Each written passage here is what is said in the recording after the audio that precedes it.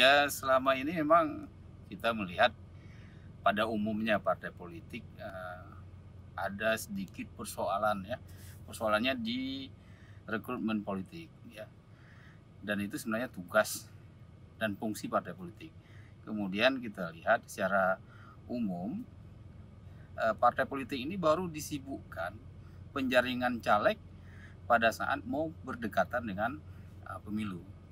Yang kemudian ini salah satu bisa menyebabkan kelemahan di partai politik sendiri dalam menjaring SDM ya, SDM yang kemudian yang nantinya disodorkan kepada pemilih.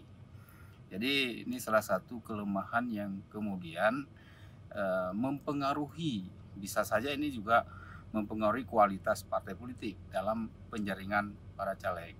Malah kita melihat ya beberapa indikator, salah satunya adalah keterbatasan caleg hari ini. Ya, banyak sekali parpol kewalahan mengisi para caleg, khususnya apalagi perempuan. Karena ada menjadi syarat 30% harus keterwakilan perempuan. Sehingga partai politik ini menyodorkan siapapun, siapa mau ikut ya, siapa ikut menjadi caleg. Malah proses administrasi diurus oleh mereka semua. Artinya bahwa caleg-caleg yang direkrut belum tentu mereka mau berpartisipasi dengan serius untuk mencalonkan diri di legislatif.